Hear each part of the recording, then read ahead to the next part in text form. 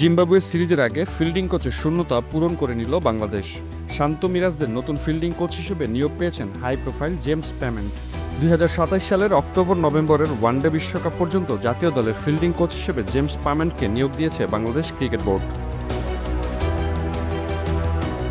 56 বছর বয়সে এই কোচের জন্ম ইংল্যান্ডে হলেও মূলত নিউজিল্যান্ডে স্থায়ীভাবে বসবাস করছেন।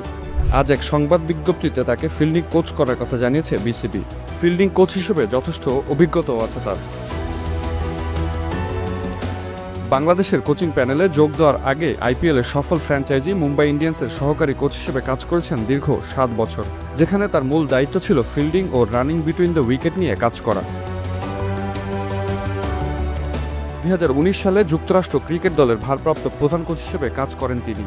নিউজিল্যান্ড এ ও নিউজিল্যান্ড অনূর্ধ্ব 19 দলের ফিল্ডিং রিসোর্স কোচ ও বিশেষজ্ঞ টেকনিক্যাল পরামর্শক হিসেবে কাজ করার অভিজ্ঞতাও রয়েছে তার। 2011 সালে পাকিস্তানের বিপক্ষে হোম সিরিজে কিউইদের সহকারী কোচ ছিলেন পামেন্ট। এছাড়া লম্বা সময় নিউজিল্যান্ডের ঘরোয়া ক্রিকেটের দল নর্দার্ন ডিস্ট্রিক্ট অ্যাসোসিয়েশনের প্রধান কোচ হিসেবেও দায়িত্ব পালন করেন পামেন্ট। পামেন্টের অন্তর্ভুক্তিতে এখন 5 সদস্যে পরিণত হলো বাংলাদেশের কোচিং প্যানেল। গত মাসে আইসিসি চ্যাম্পিয়ন্স ট্রফির পর্দা নামার পর ফিল সিমন্সের সঙ্গে 2027 পর্যন্ত চুক্তি করেছে বিসিবি। সিনিয়র সহকারী কোচ হিসেবে দলের সঙ্গে আছেন Mohammad Salahuddin. Fast bowling coach হিসেবে কাজ করছেন আন্দ্রে অ্যাডামস এবং স্ট্রেংথ ও কন্ডিশনিং কোচ হিসেবে আছেন নাথান কেলি।